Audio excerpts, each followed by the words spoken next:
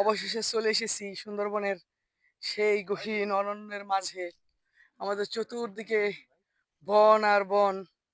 আমরা এ বনের মানে কি বলে শুরু এবং শেষ কিছু জানি না, কোথায় কোন প্রান্তে।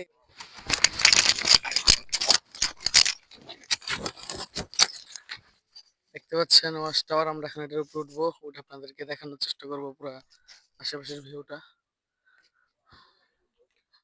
আমরা সিঁড়ি দিয়ে বেয়ে বেয়ে উঠতেছি উপরে।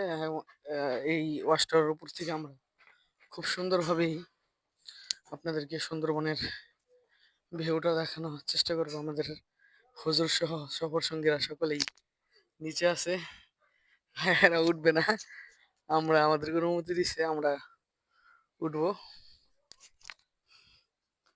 দেখানোর চেষ্টা করতেছি। একেবারে উপরে উঠবো ইনশাল্লাহ, সাথেই থাকুন আপনারা, সাথেই থাকুন। এই কিছু অংশ দেখা যাচ্ছে, বন আর বন, সাথে থাকুন। একেবারে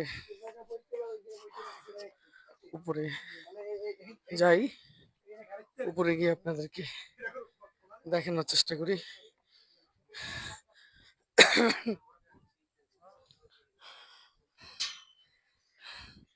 এই যে আমাদের জিনের বাসা আছে কাছে, কিছু বলেন আপনি। আসসালামু আলাইকুম। আমার শুরুতে ভিউয়ার্স, প্রথম কথা হচ্ছে আমার সাজগুলো হয়ে গেছে, দিশে পাচ্ছি না কি বলবো। আচ্ছা যাই হোক, আমি বলি, দেখেন বিশাল বন, কুল কিনারা কিছু দেখা যায় না, শুধু জঙ্গল আর জঙ্গল, শুধু জঙ্গল, চতুর্দিকে শুধু জঙ্গল, সবুজে ঘেরা প্রকৃতি। এর মাঝেই রয়েছি আমরা।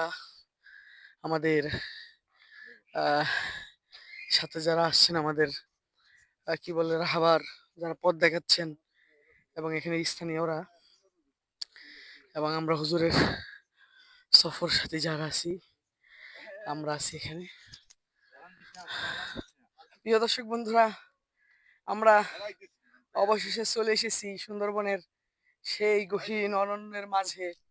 আমাদের চতুর্দিকে বন আর বন। আমরা এ বনের মানে কি বলে শুরু এবং শেষ কিছু জানি না, কোথায় কোন প্রান্তে এর শেষ রয়েছে। আপনারা দেখেছেন, এত এত সময় আপনাদেরকে বিভিন্ন জায়গা দেখানোর চেষ্টা করেছি। আমরা রয়েছি বর্তমানে সুন্দরবনে। এখন এই ওয়াচ টাওয়ারটার ভিতরে ওঠার কারণে আমরা খুব সুন্দরভাবে আর কি নিজেরাও দেখতে পেলাম, আপনাদেরকেও দেখাতে পারলাম। আপনারা সাথেই থাকুন, পরবর্তী ভিডিওগুলো দেখবেন আশা রাখি। আসসালামু আলাইকুম রহমতুল্লাহ।